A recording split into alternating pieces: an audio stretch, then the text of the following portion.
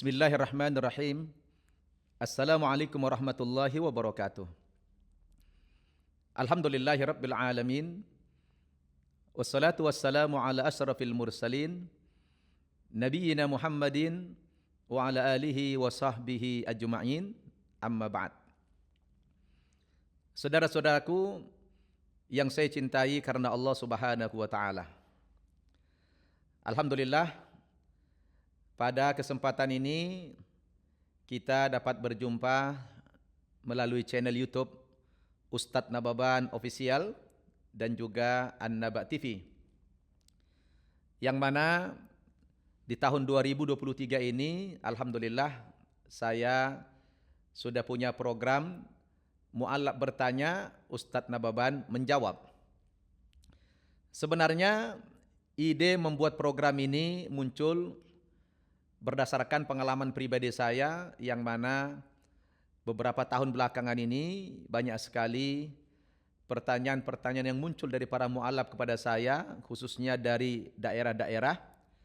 Sebagaimana kita ketahui bahwa saudara-saudara kita para mu'allaf di daerah banyak sekali mendapatkan kesulitan untuk mendapatkan jawaban-jawaban dari berbagai pertanyaan mereka, mengingat keterbatasan SDM di daerah bisa kita maklumi. Maka setiap kali saya berjumpa dengan para mu'allaf di daerah tersebut, mereka banyak yang mendekat kepada saya lalu ingin menyampaikan berbagai pertanyaan, dan ada kalanya mereka bertanya langsung kepada saya ketika jumpa di daerah tersebut, dan juga banyak sekali yang bertanya kepada saya melalui sosial media, baik melalui Facebook, Instagram, atau WhatsApp, maupun sarana-sarana sosial media lainnya. Nah, oleh karena itulah, mengingat sebegitu banyaknya pertanyaan yang masuk kepada saya, dan saya juga mengalami keterbatasan waktu untuk bisa menjawab semua pertanyaan tersebut, maka dari situlah muncul ide secara pribadi saya membuat channel YouTube baru namanya Ustadz Nababan Official. Bagaimana melalui channel YouTube ini bisa menjadi sarana untuk dapat berkomunikasi walaupun tidak secara langsung, paling tidak para mu'allaf ini bisa mendapatkan penjelasan dari saya seputar pertanyaan-pertanyaan mereka selama ini. Dan subhanallah, begitu program ini launching seminggu yang lalu di awal tahun 2023 ini, sudah banyak sekali yang masuk pertanyaan-pertanyaan ke redaksi kami. Namun saya setiap sesi ini tidak bisa menjawab semua pertanyaan tersebut, akan tetapi saya akan batasi setiap sesi saya akan menjawab 5 pertanyaan saja. Karena program ini sifatnya adalah continue, bukan sewaktu-waktu, tapi ini memang continue program kita ke depan. Saya akan terus menjawab berbagai pertanyaan dari para mu'allaf. Mudah-mudahan jawaban-jawaban saya bisa mewakili kebutuhan daripada para mu'allaf tersebut.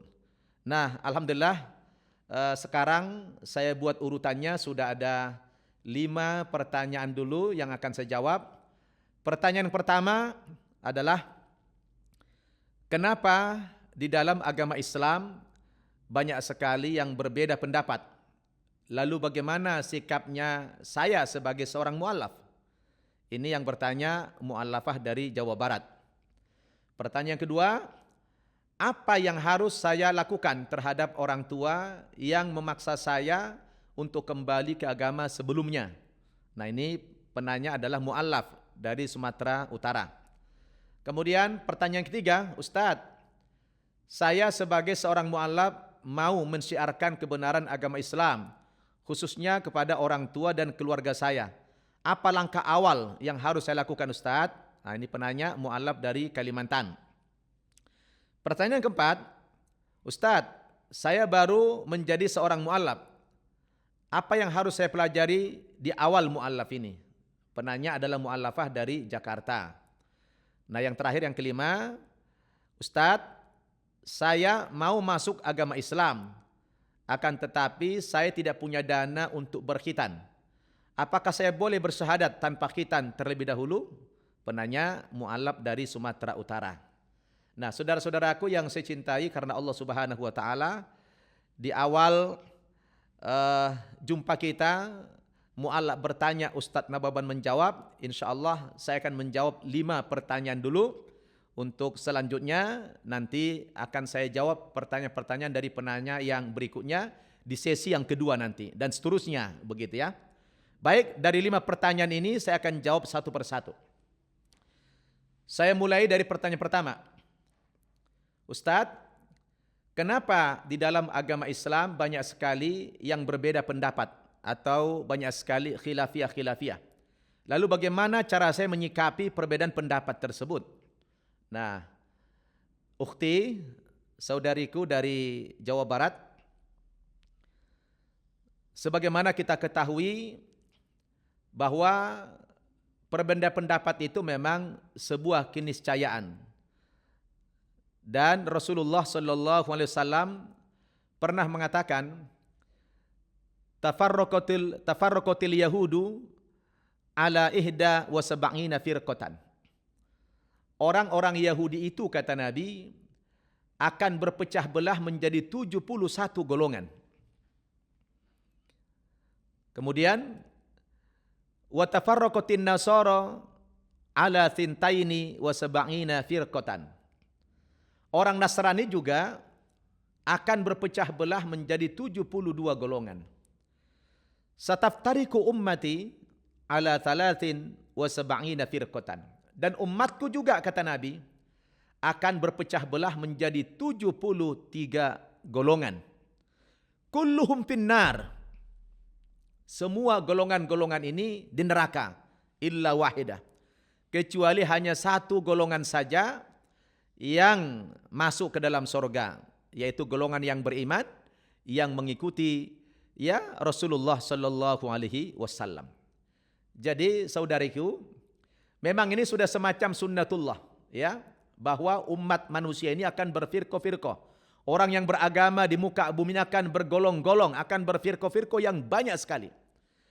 Jadi kalau anti ya menjumpai di dalam agama Islam ini banyak sekali perbedaan pendapat, ya boleh jadi bukan saja perbedaan hanya karena dilatar belakangi firqah. Kadang-kadang yang satu firqah pun terkadang masih ada perbedaan pendapat. Misalnya sama-sama Ahlus Sunnah wal Jamaah, masih banyak perbedaan pendapat. Ya, contohnya di Indonesia banyak sekali organisasi-organisasi.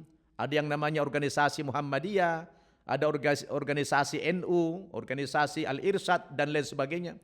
Yang kadang-kadang organisasi ini bukan hanya sebatas ormas, tapi juga bisa mewakili ya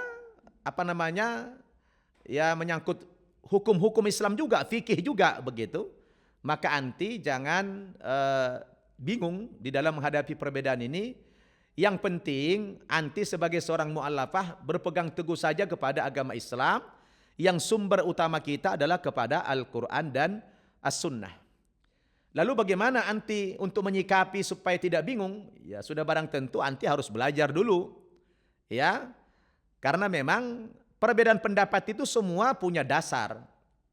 Dan sumbernya sama dari Rasulullah sallallahu alaihi wasallam. Dan hal ini adalah menandakan bahwa agama Islam itu agama yang sangat luas. Bukan agama yang sempit. Maka kalau ada orang baru belajar ya ayat, belajar hadis satu, jangan langsung berfatwa gitu ya. Karena nanti banyak sekali dalil-dalil yang lain yang juga semisal dan mungkin bisa dipahami berbeda oleh masyarakat kita. Tapi orang-orang yang paham, orang-orang yang sudah punya basic ilmu keagamaan dalam Islam ini, saya yakin tidak akan bingung kalau dia sudah belajar. Maka anti sebagai seorang mu'allafah yang baru memeluk agama Islam, coba bekali dirinya dengan belajar Islam dulu ya. Nanti memperbanyak juga membaca latar belakang kenapa lahir ya organisasi ini dan lain sebagainya yang kadang-kadang juga mewakili sebagai kebutuhan fikih daripada masyarakat tadi. Jadi perbedaan pendapat itu adalah sebuah keniscayaan dalam kehidupan kita karena memang Allah juga menciptakan manusia ini bermacam-macam ya. Bermacam-macam jenis suku, bangsa, bahasa, warna kulit, budaya, itu saja sudah berbeda-beda satu dengan yang lain. Maka Allah Subhanahu wa taala berfirman dalam Al-Qur'an, Surat Al-Hujurat ayat 13. A'udzubillahi minasyaitonirrajim.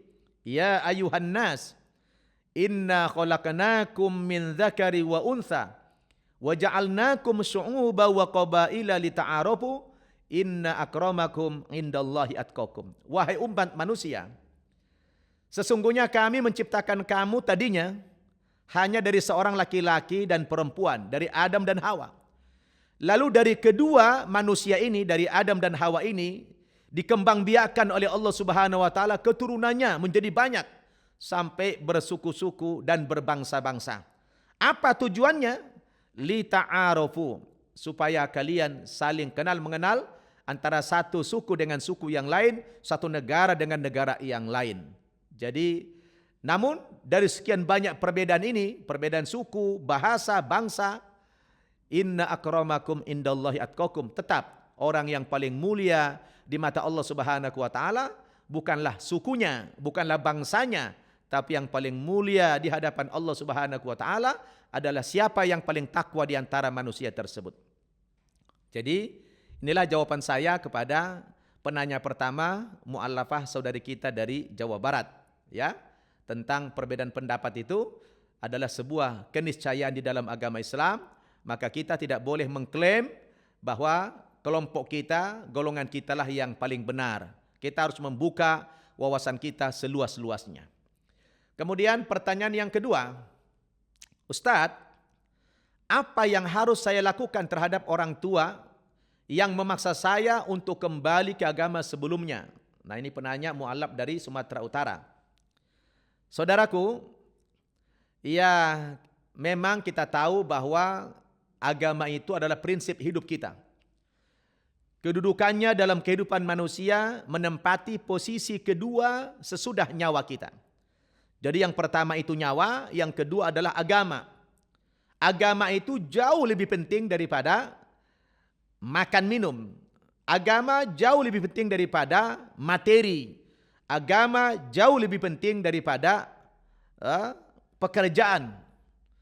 Jadi wajar-wajar saja kalau ada seorang anak pindah agama ke agama yang lain, katakan dalam hal ini pindah ke agama Islam, pastilah sebahagian besar orang tua tidak akan ridho, ya, pasti marah. Termasuk saya pribadi juga mengalami hal itu. Jarang orang tua yang ikhlas anaknya pindah agama, jarang. Ya, yang banyak itu menentang, bahkan ada upaya daripada orang tua untuk memaksa anak ini kembali ke agama orang tuanya. Lalu bagaimana sikap kita sebagai seorang anak yang sudah masuk agama Islam ini? Nah, antum beragama harus punya dasar. Dasar beragama kita semuanya kembali kepada Al-Quran dan Sunnah. Nanti antum baca dalam Al-Quran, surat Luqman, surat ke-31, ayat 15. Di situ ada petunjuk dari Allah Subhanahu wa taala bagaimana sikap kita kepada orang tua yang memaksa anaknya murtad kembali. Allah Subhanahu wa taala berfirman dalam ayat itu, A'udzubillahi minasyaitonirrajim. Wa in jahadaka ala an tusyrika bi ma laisa laka bihi ilmun fala tuti'huma wa sahibhuma fid dunya ma'rufa. Dan jika kedua orang tuamu memaksa kamu untuk kembali murtad, kembali ke agama orang tuamu itu, maka kamu sebagai seorang anak harus bersikap fala tuti'huma. Kamu haram untuk mentaati kedua orang tuamu tersebut. Bukan hanya tidak boleh, haram. Haram hukumnya Anda mentaati orang tua yang memaksa Anda kembali murtad. Dalam urusan iman, dalam masalah akidah, tidak boleh taat kepada orang tua yang memaksa kamu kembali murtad. Tetapi dalam urusan kemanusiaan, lihat ayat berikutnya. Wasahibhuma fid dunya ma'rufa. Ya, dalam urusan-urusan kemanusiaan, kamu sebagai anak tetap wajib berbakti kepada kedua orang tua, berbuat baik kepada mereka dalam urusan-urusan kemanusiaan. Ya, misalnya orang tua kamu tidak punya uang, ya kasih uang. Tidak punya rumah, kamu mampu membelikan rumah atau menyewakan rumah, sewakan rumah atau belikan rumah kepada orang tua yang beda agama dengan Anda. Jadi dalam batasannya, Kalau masalah kemanusiaan, tidak ada halangan bagi kita untuk berbakti kepada orang tua. Bahkan Anda haram durhaka kepada orang tua kalau dalam urusan-urusan kemanusiaan. Tetapi dalam urusan iman, Anda haram pula untuk taat kepada mereka berdua. Nah, disinilah kita bisa lebih bijaksana menyikapinya. Dalam hal apa kita tidak boleh taat kepada orang tua, dan dalam hal apa kita boleh taat kepada orang tua. Yang boleh taat kepada orang tua dalam urusan kemanusiaan saja. Urusan dunia kita boleh taat kepada mereka. Nggak boleh kasar. Justru Anda harus menunjukkan sikap seorang anak yang soleh pasca Anda menjadi muslim itu. Ya, jangan gara-gara sudah muslim lalu mengkafir-kafirkan orang tua. Nggak boleh. Memang mereka secara akidah kafir. Tapi Anda tidak boleh mengkafirkan mereka. Yaitu adalah jauh daripada akhlak Islam. Akhlak Islam itu adalah tetap menghormati dia, menghormati keyakinan dia juga, tidak boleh melecehkan agama orang tua kita, gitu ya. Jadi jelas ya saudara, bagaimana antum harus bersikap. Kalau orang tua memaksa murtad, tidak boleh taat. Tapi kalau orang tua butuh bantuan dari sisi dunia, sisi kemanusiaan, Anda wajib berbakti kepada keduanya. Ini jawaban saya untuk penanya yang kedua. Kemudian pertanyaan yang ketiga, Ustadz, saya sebagai seorang mu'allaf ingin sekali mensyiarkan agama Islam ini, khususnya kepada orang tua dan keluarga saya. Apa langkah-langkah awal yang harus saya lakukan, Ustadz? Baik, penanya adalah saudaraku mu'allaf dari Kalimantan. Mulia sekali niat antum itu ya. Antum baru saja menjadi seorang mu'allaf tapi sudah punya azam, sudah punya tekad ingin mendakwahkan agama Islam. Subhanallah. Memang seorang muslim itu, apalagi orang yang baru masuk agama Islam, ya, kalau Anda sudah merasakan halawatul iman, manisnya beriman, saya yakin Anda tidak akan tega membiarkan orang tua dan keluarga berada dalam kedolalan, berada dalam kesesatan. Sudah barang tentu Anda harus punya cita-cita, punya azam, punya tekad. Bagaimana ingin menyelamatkan orang tua dan keluarga saya. Tentu ini bicara Islam. Ya, kalau kita sudah bicara iman ini tidak mudah. Ya kan? Karena seseorang pindah agama atau tidak, urusannya bukan masalah kepintaran kita. Ini semua adalah bergantung hidayah, petunjuk dari Allah Subhanahu wa taala. Yudillu may yasha wa yahdi may yasha. Allah sesatkan orang-orang yang dikehendaki, pun Allah berikan petunjuk orang-orang yang dikehendaki.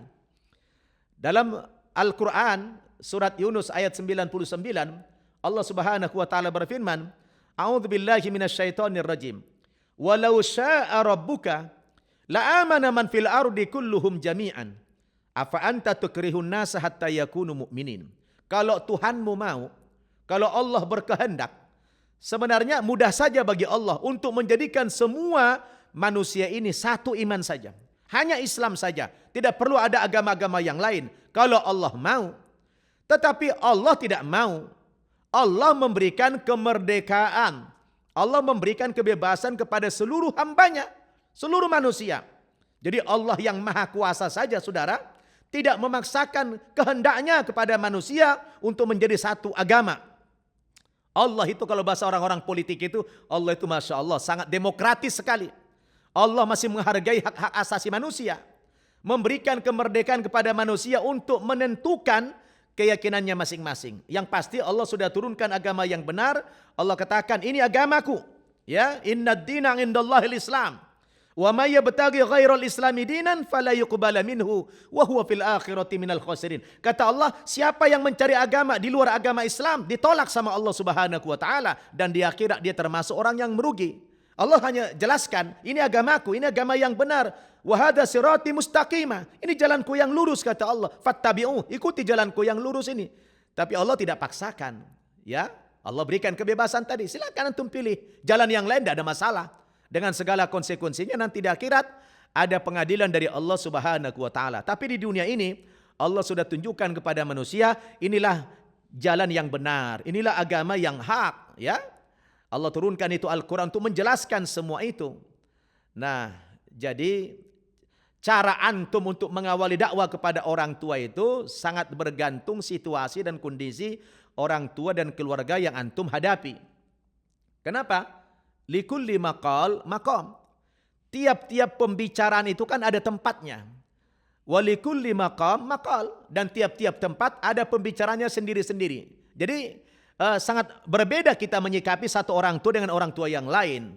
Ya, kalau antum yang lebih tahu, ya, seperti apa keberadaan orang tua antum dan saudara antum dalam hal katakan wawasan beragama dia. Nah, kalau saya pribadi, ya, kalau mau dakwah kepada orang tua atau kepada keluarga, saya lebih mengacu kepada firman Allah surat Ibrahim surat ke-14 ayat 4. Allah Subhanahu wa taala berfirman dalam ayat itu, "Wa ma arsalna mir rasulin illa bilisani qaumi."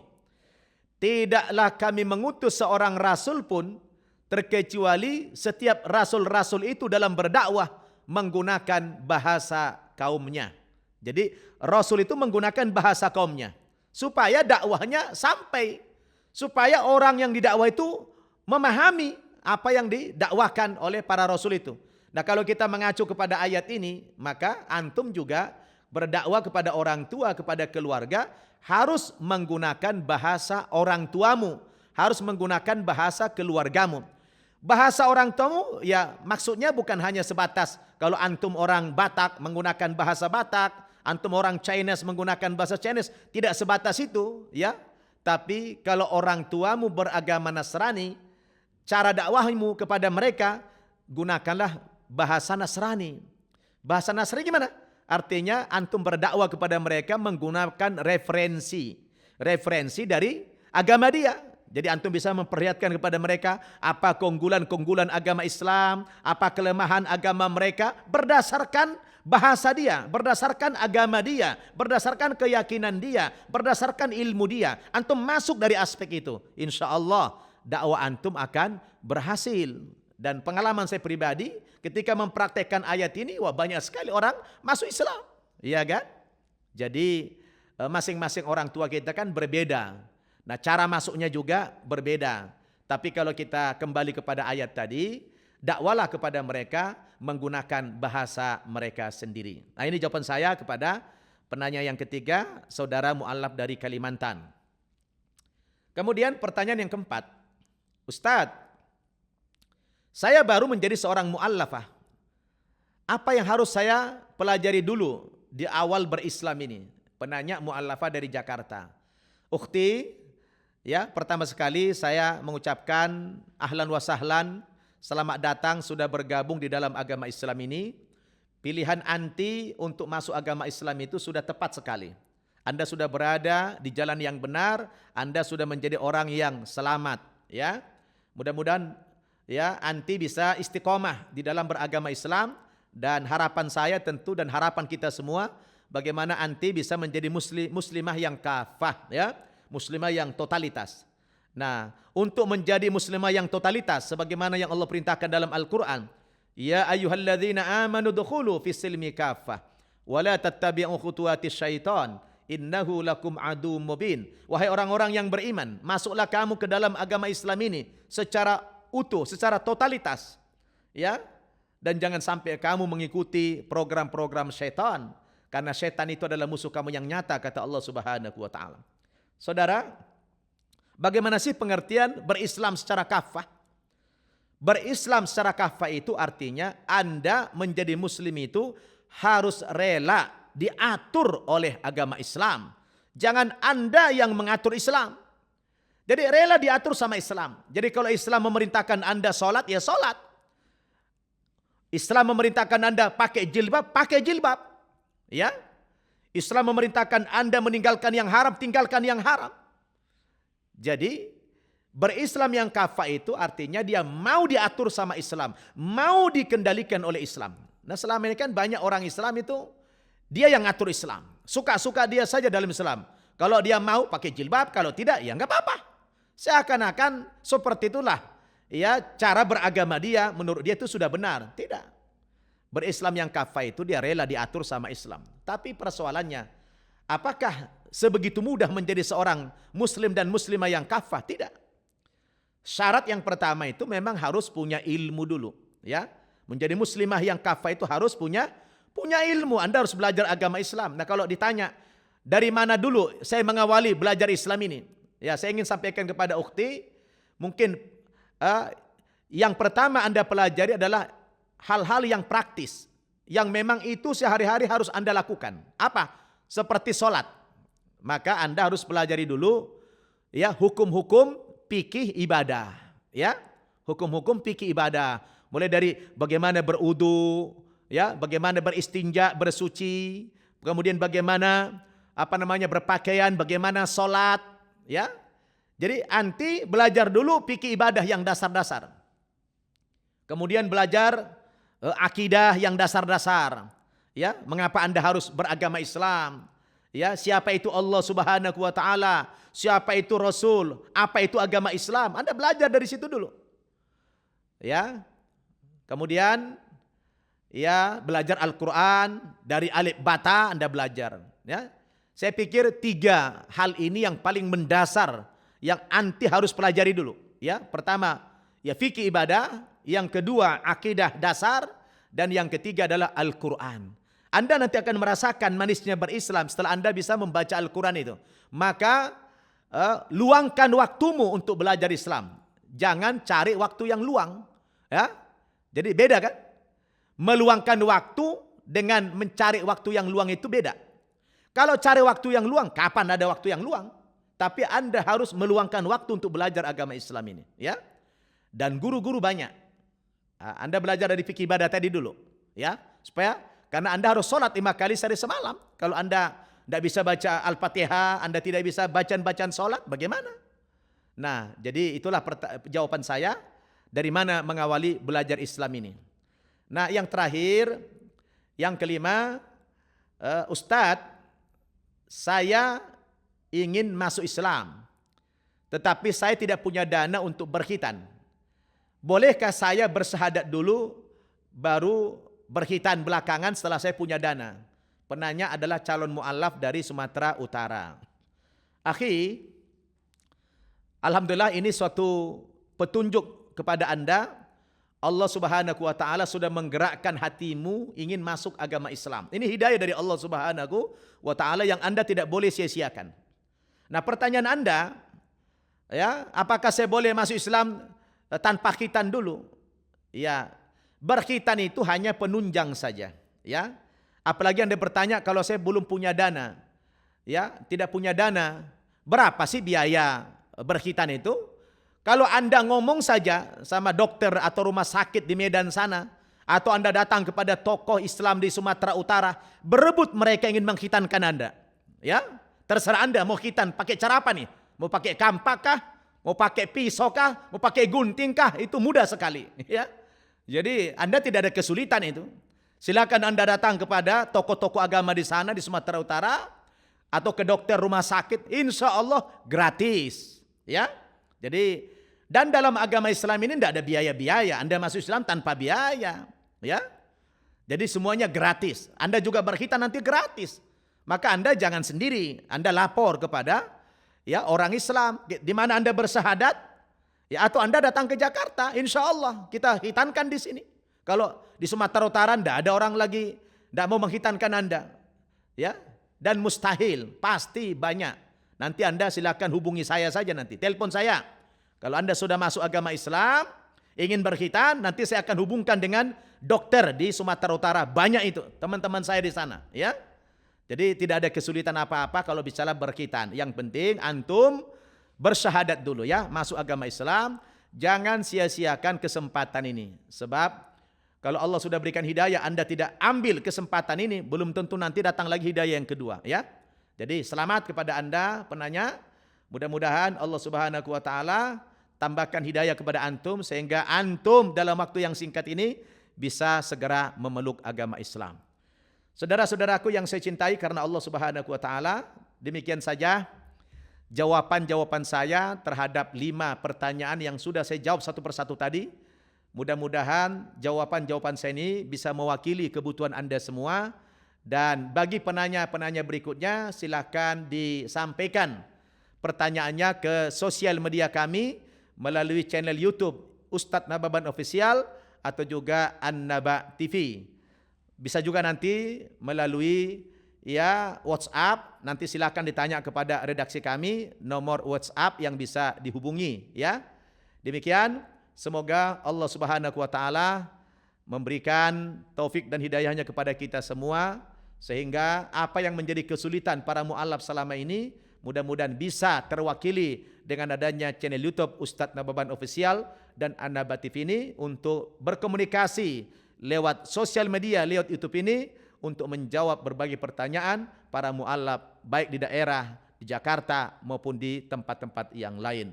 Saya Ustadz Nababan menyampaikan ucapan terima kasih kepada antum semua dan dukung terus channel YouTube kami dengan men-subscribe, share, dan komen. Mudah-mudahan ini menjadi sarana dakwah kita kepada masyarakat, khususnya para mu'alaf. Wassalamualaikum warahmatullahi wabarakatuh.